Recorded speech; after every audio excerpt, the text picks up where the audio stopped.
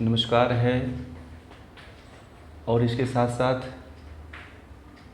कृष्ण जन्माष्टमी की आप सभी लोगों को बहुत बहुत शुभकामनाएं हैं कि भगवान श्री कृष्ण की तरह योगी बनने का, नीतिज्ञ बनने का और दुष्टों का संहार करने का और जो सज्जन हैं, जो असहाय हैं, उनकी रक्षा करने का संकल्प लेकर के आप लोग भी अपने जीवन में भगवान श्री कृष्ण की तरह बनने का प्रयास करें। इसी शुभकामना के साथ आप सभी लोगों का पुनः से आभार है, धन्यवाद है कि आप लोग भगवान श्री कृष्ण के प्रकटोत्सव को मना रहे हैं या प्रत्यक्ष रूप से उसको अनुभूत कर रहे हैं। ऐसे महान योगी जिनके कारण जो है पुनः से धर्म की स्थापना हुई और एक ऐसे ग्रंथ का जिसमें उन्होंने सभी 18 तरह के योग के बारे में वर्णन किया और आज पूरी दुनिया उसको पढ़ती है, सीखती है, आचरण करती है। तो आप लोग भी अपने जीवन में उनके जीवन से प्रेरणा लेकर के कुछ बदल सकते हैं, कुछ कर सकते हैं, तो ये करने का प्रयास करें। तो इसी शुभकामना के साथ आज बहुत ही पावन दिन है। आज का हमारा सत्र भी घेरंड संहिता के व्यवहारिक सत्र का 17वां भाग है, जिसमें आप लोग जो है सप्तांग योग के द्वितीय स्टेज का, सप्तांग योग के प्रथम षटकर को, उसका जो द्वितीय भाग है वो है आसन। षटकर्म शोधनम आसनेन भवेत् दृढ़म, यानी कि आसन से शरीर की दृढ़ता होती है। दृढ़ता मतलब स्थिरता होती है। आज इस विषय का अध्ययन करेंगे कि कितने प्रकार के आसन महर्षि घेरंड ने घेरंड संहिता में बताया है। अब दूसरा उपदेश जो है, महर्षि घेरंड राजा चंडकपाली को ये कह रहे हैं कि अगर शरीर की जब शुद्धि हो चुकी है, मलों की शुद्धि हो चुकी है, वात पित्त कफ की शुद्धि हो चुकी है, तो अब हमें आसन सिद्ध करना चाहिए। आसन को सिद्ध करने का ज्ञान बता रहे हैं। और आसन तो बहुत है, जितनी योनियाँ हैं, 84 लाख योनियाँ हैं, उतने आसन हैं। उसमें से भी कुछ विशेष आसन महर्षि घेरंड राजा चंडकपाली को बता रहे हैं कि आप इनका अभ्यास करते हैं तो आप के जो शरीर है उसमें स्थिरता आ सकती है, जिससे आप साधना कर सकते हैं या इन आसनों से सिद्धियां भी प्राप्त होती हैं। ये भी महर्षि घेरंड ने बताया है। आसन की जो देखा जाए तो आसन की दो स्थितियां होती हैं। एक तो स्थिर आसन होते हैं और एक गतिशील आसन होते हैं, मतलब मूवमेंट वाले। जो इस समय चल रहे हैं, इस समय जो चलन है जिन आसनों का, वो गतिशील आसनों का ज़्यादा है। स्थिर आसन का चलन बहुत ही कम है, बहुत ही, जो कहिए 1-8%, 2% ही स्थिर आसनों का चलन है जो साधना करते हैं, जो तप करते हैं। बाकी जो चलन की भाषा में है, चिकित्सा की भाषा में, चिकित्सा के क्षेत्र में है, उन सभी जगहों पे गतिशील आसन ही किए जा रहे हैं। और आज तो आसनों को इतना गतिशील बना दिया गया है कि उनके अलग अलग विभाग हो गए हैं। कभी पावर योगा, तो हॉट योगा, तो वाटर योगा, तो उसको और भी विकृत बना दिया गया है, जो मुझे नहीं लगता है कि और वो स्वास्थ्य के लिए बेहतर हो सकता है या साधना के लिए बेहतर हो सकता है। महर्षि घेरंड ने सभी आसनों के बारे में वर्णन नहीं किया, कुछ आसन जो विशेष रूप से कार्य करते हैं सिद्धि के लिए, उन्हीं आसनों की बात राजा चंड कपाली को बताते हैं।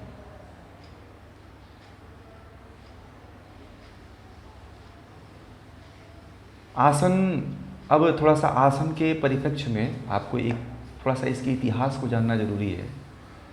आप जो आसन करते हैं, लोगों को कराते हैं, ये कहाँ से आए हैं, इसके प्रणेता कौन हैं, इन आसनों को कौन संरक्षित रखा हुआ है, कौन लेकर के आया है और कहाँ से आए हैं, उसके मूल को जानना जरूरी है कि इसका मूल क्या है। तो जो आसन हैं, वो जो 84 लाख आसन बताए गए हैं, उसके जो प्रणेता हैं भगवान शिव को माना गया है, आदिनाथ।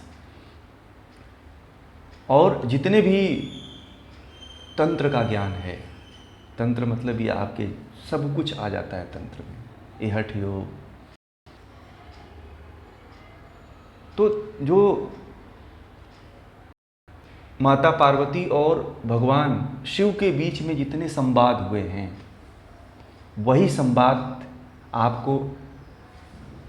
संवाद जो है आपको हठ योग के माध्यम से, शिव संगीता के माध्यम से, गोरक्ष शतक के माध्यम से, गैरण्य संगीता के माध्यम से, हठ प्रदीपिका के माध्यम से जानने को मिलता है। जो शैव परंपरा है, ये सभी की मूल है। शैव परंपरा जो है, शैविज्म जिसको कहते हैं, शैव परंपरा से ही सारे योग का प्रादुर्भाव हुआ है। जितने भी आसन हैं, अभी 2-4 दिन पहले योगी आदित्यनाथ ने गोरखपुर में आयुष विश्वविद्यालय की स्थापना किया है, जिसमें उन्होंने वक्तव्य दिया था कि जितने भी आसन हैं, वो चाहे जो भी क्रियाएं हैं हठ योग की, ये षटकर्म की, आसन की, ये सभी जितनी भी क्रियाएं अभी जो लोग कर रहे हैं, देख रहे हैं, वो सभी क्रियाएं जो है कहाँ से आई हैं? वो नाथ परंपरा से आई है।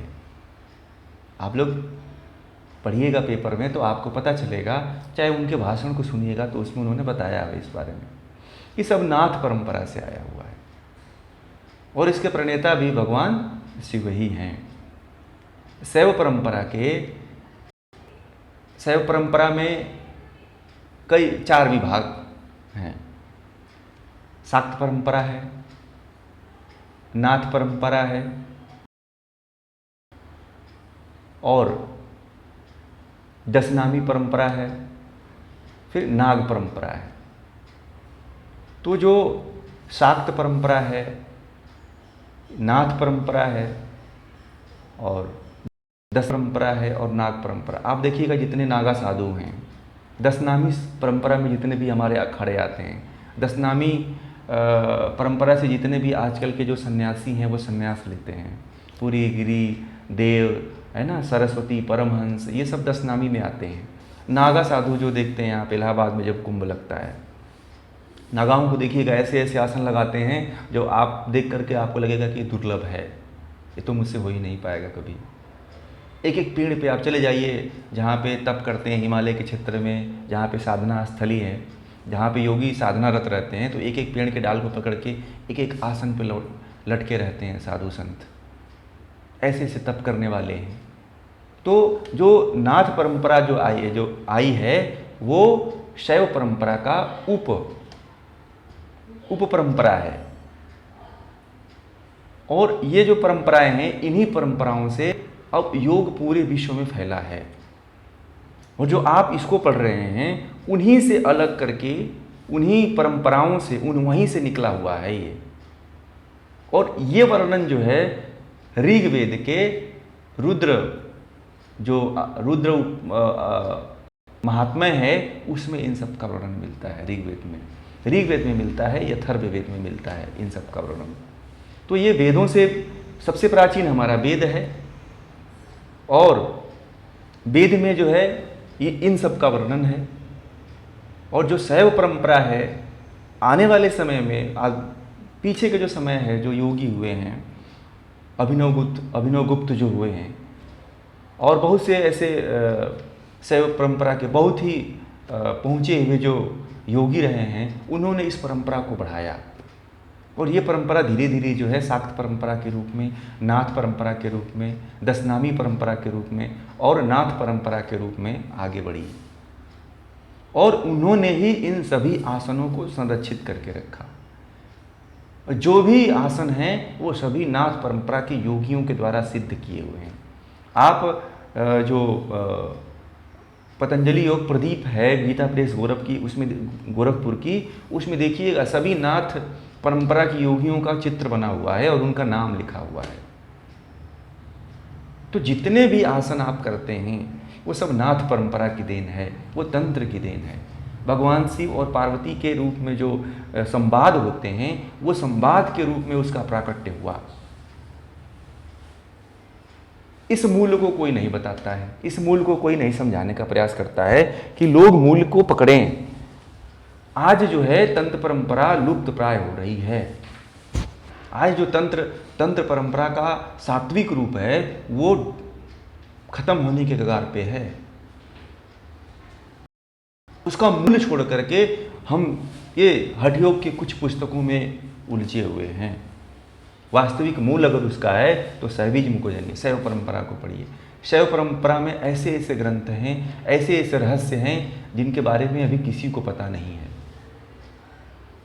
ऐसे ऐसे मंत्रों का, ऐसे ऐसे सिद्धियों का, ऐसे ऐसे क्रियाओं का वर्णन है जिसको अभी किसी को जानकारी भी नहीं है। ये तो आप अभी षटकर्म एक मामूली सी क्रिया है जिसके बारे में पूरी दुनिया को जानकारी अभी अवगत हुई है 10-15 सालों में या 20 सालों में। इससे कहीं बेहतर, इससे कहीं उत्कृष्ट ज्ञान की परंपराएं उसमें निहित है। उस परंपरा को पुनर्सजीवित करना है। आने वाले समय में मैं आपको तंत्र के जो ग्रंथ हैं उनसे मैं पुनः से अवगत कराऊंगा सभी लोगों को। तो आप लोगों को पता चलेगा कि ये जो जितने हम आसन करते हैं, जितने हम प्राणायाम करते हैं, जितने भी सिद्धियों के बारे में बात की गई है वो कहाँ, इसका कौन मूल है, तब आपको जानने को मिलेगा। तब इसके वास्तविक स्वरूप से आप अवगत हो जाएंगे। तो वही परंपरा की बात कह रहे हैं। अभी जो हम आसन के बारे में हिरण्य संहिता के दूसरे भेद में पढ़ेंगे तो आपको पता चल जाएगा जो मैं ये बात कह रहा हूँ ये कहाँ से बात आ रही है। अभी ये जो मैंने बात इसलिए बताया कि अब जो है हिरण्य संहिता यहीं से शुरू हो रही है, जहाँ से मैं बात बताया। शैव परंपरा को जानना पड़ेगा आपको, शैविज्म को जानना पड़ेगा आपको, तंत्र को जानना पड़ेगा, नहीं तो आप नहीं जान पाओगे। तंत्र का मतलब झाड़ू ये सोखा ओझा वाला झाड़ू तंत्र मंत्र नहीं। तंत्र का मतलब कि तंत्र का वास्तविक स्वरूप जो हमें मानव देह से महामानव देह की तरफ ले जाए, हमें इस तुच्छ शरीर से उच्च शरीर की तरफ ले जाए, वो है। तो उसके बारे में अब जो हम पढ़ेंगे कि जो आसन के बारे में जो महर्षि हिरण्य जिस बात को कह रहे हैं, अब वो बात वो आपको समझ में आएगी वो कहाँ से कह रहे हैं। वो अब आसन के प्रकरण में बहुत से लोग पढ़ाते हैं, बहुत से लोग बताते हैं कि भगवान शिव ने बता दिया। ये परंपरा शैविज्म में, तंत्र लोक में, तंत्र में जो है एक एक संवाद है। एक संवाद का पार्ट है हिरण्य संहिता, एक संवाद का पार्ट है हठ प्रदीपिका, एक संवाद का पार्ट है गोरख शतक, एक संवाद का पार्ट है सिद्ध सिद्धांत पद्धति। तो आपको जानने का मौका मिलेगा कि क्या है ये। तो अभी जो आसन का प्रकरण हम पढ़ेंगे, आसन क्या है, तो उसके बारे में आपको पता चल जाएगा कि मतलब आसन ये कहाँ से आए। जो अभी मैंने आपको पीछे का जो इतिहास बताया वो तब आप समझ में आ जाएगा जब ये सूत्र पढ़ूंगा 1 और 2 नंबर श्लोक जो है आसन का। जो दूसरा भाग है हिरण्य संहिता का आसन, उसमें पहला और दूसरे में आपको ये बात मेरी समझ में आ जाएगी कि ये कहाँ से और क्यों बताया गया है और ये इसकी वास्तविकता कहाँ से है। ये थोड़ा सा बीच में छोड़ दिया गया था, उसी परंपरा को आपको मैं बताया, पीछे वाली परंपरा को। तब ये समझ में आएगा कि आसन कहाँ से और कैसे आया। अब आसन का मतलब सभी लोग जानते हैं। आसन का मतलब क्या होता है? बैठना होता है, या फिर बैठने का जो आधार होता है, ये भी नहीं सटीक बैठता है। तो आसन को हम कैसे लेंगे, इसका कौन सा अर्थ इसमें सटीक बैठता है? तो बैठने की विशेष जो प्रक्रिया है, विशेष प्रक्रिया, वो आसन है। मतलब बैठने के लिए तो कोई भी बैठ जाता है, कोई चेयर पे बैठ जाता है, कोई नीचे बैठ जाता है, तो कोई पैर ऊपर करके बैठ जाता है, तो कोई टांग टेबल के ऊपर करके बैठ जाता है। तो वो बैठने का सही प्रक्रिया नहीं है, विशेष प्रक्रिया नहीं है, इसलिए उसको आसन नहीं कहा जा सकता है। आसन का मतलब होता है कि बैठने की विशेष प्रक्रिया को आसन कहते हैं।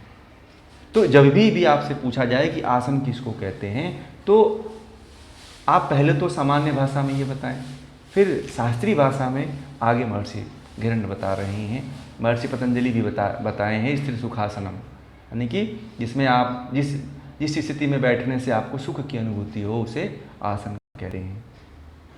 तो चलिए हम अब अपने विषय पे आते हैं। हमारा विषय है आसन।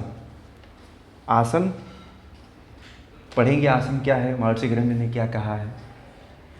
पहला सूत्र में कह रहे हैं आसनानि समस्तानि यावन्तु जीवजन्तवः चतुर्शीति लक्षाणि शिवेन कथितानि च तेषां मध्ये विशिष्टानि षोडशोनं शतं कृतं तेषां मध्ये मृत्यलोके द्वात्रिंश दासनम शुभम।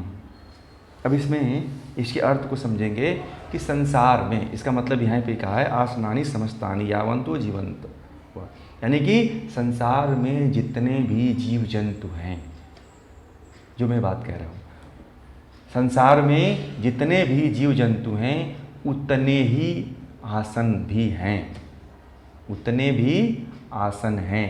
फिर कह रहे हैं कि अब कह रहे हैं कि चतुर्शीति लक्षाणि शिवेन कथितानि च, यानी कि भगवान शिव जो है, अब देखिए जो बात कह रहा हूँ, भगवान शिव जो है, भगवान शिव ने पहले 84 लाख आसन कहे हैं। ये कहाँ कहे हैं, ये पुस्तक में नहीं मिलेगा आपको।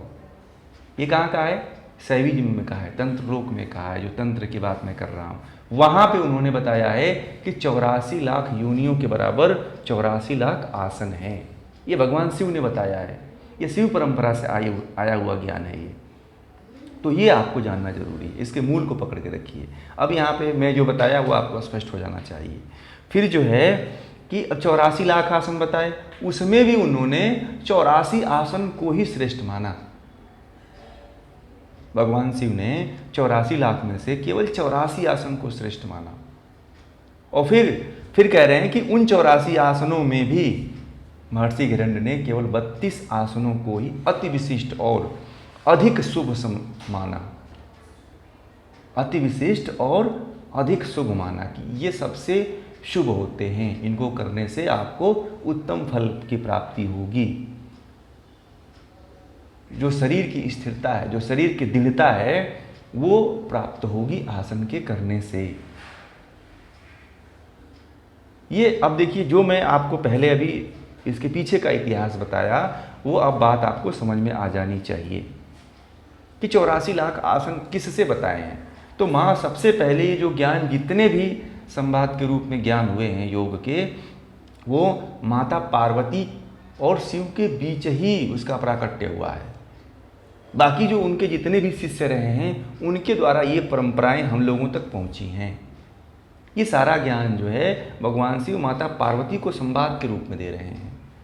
अब जितने भी पढ़ेंगे शास्त्र हठ योग के, वो सभी संवाद के रूप में ही हैं, प्रश्न और उत्तर के रूप में ही हैं। हमारे जितने भी शास्त्र हैं, उपनिषद है, गीता है, या जो भी शास्त्र आप पढ़ रहे हैं, वो सभी के सभी शास्त्र जो है वो प्रश्न के रूप में ही है, संवाद के रूप में ही है। तो ये उन्होंने आसन बताया कि 84 लाख आसन, उसमें कितने कितने जीव हैं, जंतु कितने हैं। 84 लाख योनियां हम नाम लेते हैं कि 84 लाख योनियां, मतलब 84 लाख जीव जंतु हैं।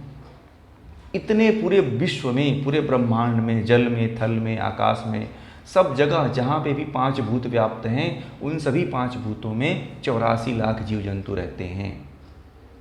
उन जीव जंतुओं की जो स्थिति होती है, वही स्थिति आसनों की होती है। उन्हीं आसन के बारे में कह रहे हैं कि जैसे वो बैठते हैं, जैसे उनका गुण स्वभाव होता है, उसी प्रकार के गुण स्वभाव और स्थिति को देख करके आसन का निर्माण हुआ। जो आसनों का जो प्रकार है वो 84 लाख थे। तो सभी व्यक्ति को करना संभव भी नहीं था। और सभी को कर भी नहीं सकते थे।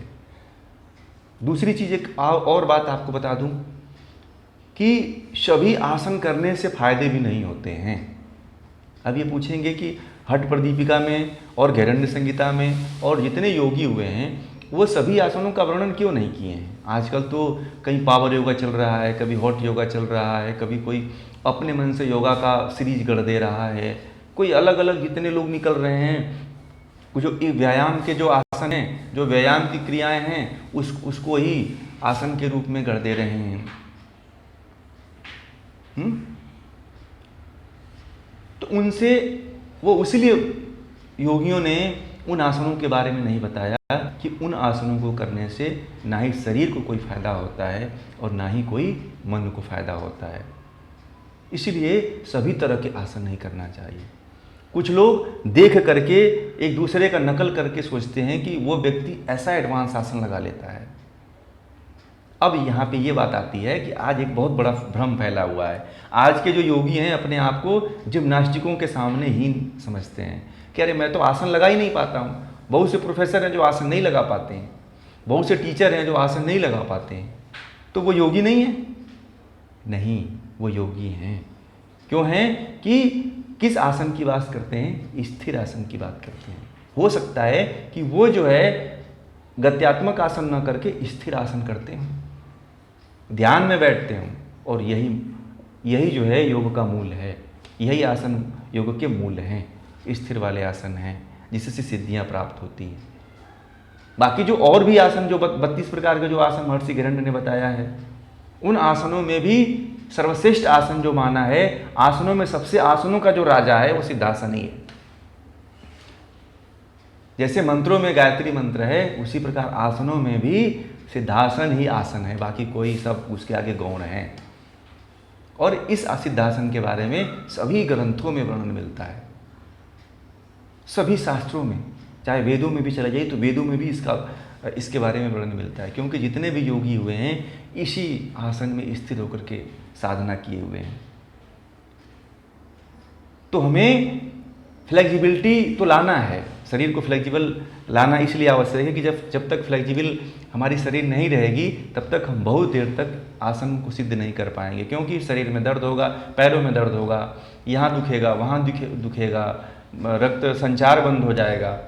तो इसलिए फ्लेक्सिबल आसन जरूरी हैं, एक सीमा तक जरूरी है। जब आप स्थिरता को प्राप्त हो जाएं तो वो आसनों को भी आपको छोड़ना पड़ेगा, फिर आपको स्थिरता की तरफ ही आनी पड़ेगी। बहुत ज़्यादा आसन करने से भी शरीर की स्थिरता समाप्त हो जाती है, वात बढ़ जाते हैं। अपने प्रकृति के अनुसार, वात पित्त कफ प्रकृति के अनुसार भी आसन करना चाहिए। बहुत लोगों को पता नहीं होता है, जो कराने वाले हैं उनको भी नहीं पता होता है कि जिस व्यक्ति को हम करा रहे हैं वो उसकी कौन सी प्रकृति चल रही है। वात प्रकृति का रोगी है, वाती है वो, तो उसको आसन अगर बहुत अधिक करा देते हैं तो भी नुकसान देगा उसको। ये जानना जरूरी होता है योगी, क्योंकि इसमें महर्षि गैरण्य ने आयुर्वेद के भी ज्ञाता थे, तभी वात पित्त कफ की बात करते हैं इसमें, और सभी रोगों के बारे में उनको जानकारी थी। इसलिए गुल्म का, प्रमेह का, श्लेष और जठराग्नि के जितने संबंधित रोग हैं उन सभी के रोगों के बारे में षटकर्म में बताया है उन्होंने। तो ये सभी तरह के आसन हमें नहीं करना है। हमें जो अगर सही रहना है, स्वस्थ रहना है और साधना करनी है तो कुछ आसनों को ही करना चाहिए। और ये देख करके कि फलां व्यक्ति बहुत तोड़ मरोड़ करके आसन कर लेता है तो वो बहुत ही श्रेष्ठ है, वो श्रेष्ठ नहीं है। उस जमाने में भी मदारी हुआ करते थे जो अपने शरीर को तोड़ मरोड़ करके भीख मांगते थे, नाटक दिखाते थे, जिसको नचनिया कहते थे लोग वहाँ पे, नौटंकी। और वहाँ पे प्राचीन समय में इस तरह के लोग थे जो नाचते थे और तरह तरह की शैलियों को शरीर के माध्यम से प्रदर्शित करते थे, मगर वो योगी नहीं थे। और आजकल के भी जो इस तरह के प्रदर्शन करने वाले हैं, जो तोड़ मरोड़ दिखाने वाले हैं, जो जिम्नास्टिक वाले हैं, जो शरीर को स्थिरता में न ला करके गत्यात्मक रूप में, गतिशील में ला करके ही अपने आप को समझते हैं कि मैं योगी हूँ, तो वो भ्रम में हैं। और आप उनको देख करके कभी भ्रमित मत होइए। आपको ये जानकारी होना चाहिए कि इन आसनों का क्या मतलब है और क्या महत्व है, तब आप किसी को आप समझा पाएंगे, किसी को बता पाएंगे आप। बहुत से लोग कहते हैं कि जितने योगी हैं उनसे आसन ही नहीं लगता है। ऐसा नहीं है। आसन का मतलब ये नहीं कि अब जिसकी 80 साल की अवस्था हो गई वो वृश्चिक आसन लगाए। वृश्चिक आसन में तो कोई सिद्धि तो प्राप्त होती नहीं है। वृश्चिक आसन लगा करके कोई आसन हमें सिद्ध तो होता नहीं है। तो हमें उस प्रदर्शन से, किसी दूसरे के द्वारा दिखाए हुए प्रदर्शन से हमें भ्रमित नहीं होना है। हमें जो है, जो शास्त्रोक्त जो आसन है और जितने कहा है उतना ही आसन करना है। बाकी हम, क्योंकि हमारे पास उतना समय नहीं है, हमारे पास उतना उम्र नहीं है कि हम प्रयोग करके इन आसनों को अपने जीवन में देख सकते हैं, और प्रयोग करने के लिए समय भी नहीं। क्योंकि हमारे ऋषि मुनि जो हुआ करते थे वो 300-300, 400-400 साल तक जिया करते थे, और वो लोग इससे भी अधिक जीते थे। दूसरे के शरीर में परकाया प्रवेश करके, परकाया के द्वारा जो है प्रवेश करके फिर उनको सिद्ध करते थे। तो उनके पास समय था, हमारे पास समय नहीं रहा है, ना हमारे पास वैसा ज्ञान है, ना हमारे पास सिद्धियाँ हैं। इसीलिए जो हमें ऋषियों के द्वारा बताया हुआ ज्ञान है उसी पे चलना चाहिए। आजकल के बहकावे में नहीं आना चाहिए। बहुत लोग बहकावा देते हैं, ये कर लो, इस तरह का योगा, तो हार्ट योगा, तो पावर योगा, मतलब ये तमाम तरह के अपने मन से गढ़ के निकाल देते हैं। ऋषि उसको नहीं कहते हैं। ऋषि जो है जो उस पर उसकी जो प्रयोग विधि है, जो उसके फल हैं उस पर खरा उतरा हो, जो उसको सिद्ध किया हो, जो आत्मज्ञानी हो, जो ईश्वर का साक्षात्कार किया हो, वो ऋषि है। ऋषि वो नहीं है जो किसी विद्या को पढ़ करके, जान करके, जानकारी इकट्ठा करके किसी को बता दे और कोई बुक लिख दे, तो वो ऋषि नहीं है। जानकारी इकट्ठा करके बुक लिखना आसान है, स्वयं के अनुभूत करके कोई ज्ञान को देना वो सबसे बड़ी चुनौती है। वही आपको चुनना है कि किसी के दूसरे तो बहकावे में नहीं आना है कि हम नहीं कर पाते हैं, हम प्राणायाम, हम आसन ये नहीं लगा पाते हैं, हम वो आसन नहीं लगा पाते हैं, तो हमें आत्मग्लानि नहीं होना चाहिए। नहीं, आप आसन तो केवल एक ही है, सिद्धासन। उसके अलावा सब गौड़ हैं। आसनों का राजा है सिद्धासन। साधना में रत व्यक्ति का, योगी के लिए उसी में स्थिर रहे वो। महर्षि गैरंड ये बात कहते हैं, और इसी को आपको जानना चाहिए। बहुत लोग मुझे मिलते हैं तो कहते हैं कि फला व्यक्ति इतना है, ऐसा है, वो इतने दिन से आसन लगा रहा है। मैंने जितने भी आसन लगा, उसकी बुद्धि और विवेक में बड़ा अंतर पड़ जाता है। बहुत ज़्यादा वात अगर बहुत ज़्यादा बढ़ गया, आसनों से वात भी बढ़ता है। अगर गतिशील आसन बहुत ज़्यादा कर दिए गए तो उससे जो विवेक है, वो जो शून्यता है, मूढ़ता आ जाती है शरीर के अंदर, और उसका दिमाग नहीं काम करता है, वो चंचल ही रहता है, कूदता फांगता रहता है। बस वात क्या करता है, वात एक दूसरे से, एक यहाँ से वहाँ हिलाता रहेगा, चंचल करता रहेगा, ऐसे वैसे वो हिलता जुलता रहेगा। स्थिरता कभी नहीं उसके अंदर आती है। इसीलिए कभी कोई योगी है, कोई बड़ा व्यक्ति है, कोई योग साधना कर रहा है, वो आसन नहीं लगा पा रहा है, तो इसका मतलब नहीं कि वो योगी नहीं है। वो जिस आसन में बैठ रहा है वही उसके लिए आसन सिद्ध आसन है, और वही उस आसन को सिद्ध करके उस परमात्मा को अनुभूत करता है या अनुभूत करने का प्रयास करता है। इसलिए वो योगी है। और गत्यात्मक आसन कभी योग की पूर्णता नहीं देता है। केवल कुछ समय के लिए गत्यात्मक आसन का साथ लेना चाहिए। जो भी हम लोग करते हैं, सोचते हैं कि हम ये फला आसन लगवा लिए, एडवांस लगा लिए, ये आसन लगा लिए, ये हमारे लिए मैं बहुत सबसे श्रेष्ठ हूँ, और आज उसी को श्रेष्ठ बना दिया गया। इस योग के विधा को और समाप्त कर दिया गया, खेल के रूप में ला करके। अरे उसे खेल कह दिए होते, गत्यात्मक खेल कह दिए होते तो बात समझ में आती। योग आसन कहना योग के विधा को अपमान करने जैसा है, क्योंकि महर्षि हिरण्य ने ऐसा नहीं कहा है। महर्षि पतंजलि ने भी ऐसा नहीं कहा है। महर्षि पतंजलि ने कहा है स्थिर सुखासनम, कि जो जिस आसन में बैठने से, जिस आसन में सुखपूर्वक आनंद आता हो, स्थिति एकदम सेटल हो जाती हो, और सिद्धियां और भगवान से कांटेक्ट, ईश्वर से कांटेक्ट और कुंडलिनी का सच जो जागरण होता है वो स्थिरता में ही आता है। आप गत्यात्मक चंचल आसन में, और आप सभी आसनों में वो सिद्धियां प्राप्त भी नहीं होती हैं। अब कोई कह दे कि पवन मुक्त आसन में तुम कुंडलिनी जागरण कर लो, तो होता है क्या? वो अपने बैलेंस को संभालेगा कि कुंडलिनी जागरण को संभालेगा? बड़ा मुश्किल है। तो ये जो बातें हैं वो शरीर को केवल शरीर के अंगों को स्वस्थ रखने के लिए और स्थिर रखने के लिए ही ये सब एक सहारे हैं। और जो इसमें 32 आसन बताए हैं, हाँ, वो साधना में सहायता देते हैं,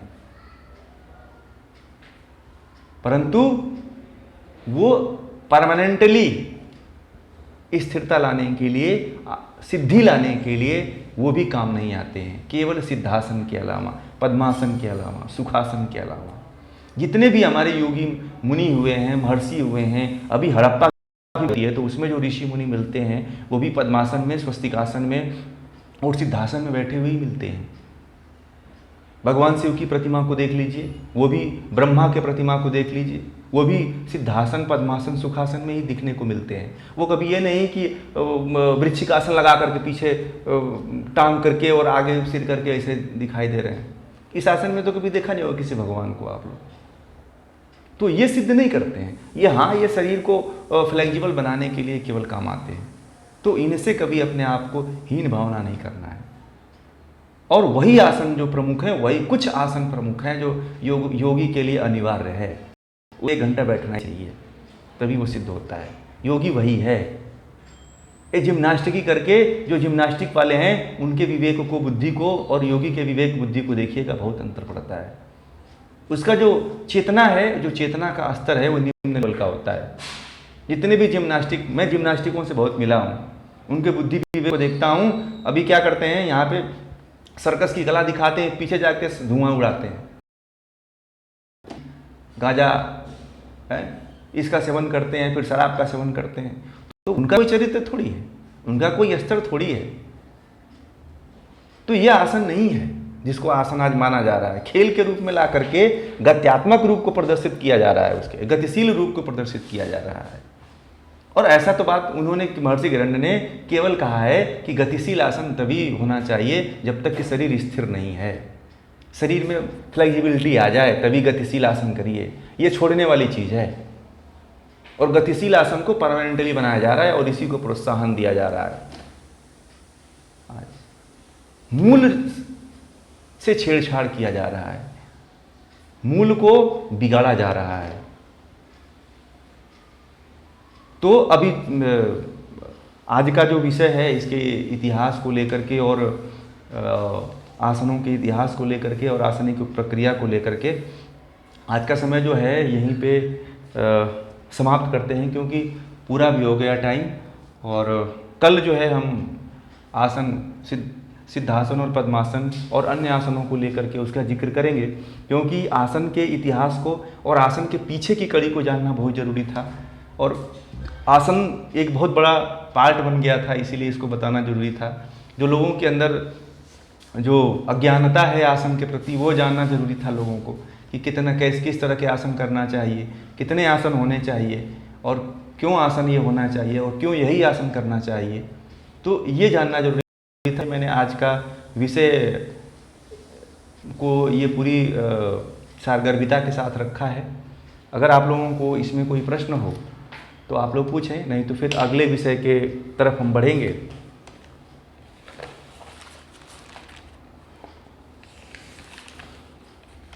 चला जाए आगे। ठीक है, समझ में आ गया सभी लोगों को? चलिए, बहुत बढ़िया है। ये चीज़ आप लोगों को जानकारी होना चाहिए और जान करके लोगों को समझाना भी चाहिए, ठीक है। और आप, हाँ हाँ पूछिए। हाँ हाँ, नहीं तो मैं एग्री होता तो उसके विरोध में क्यों बात करता है?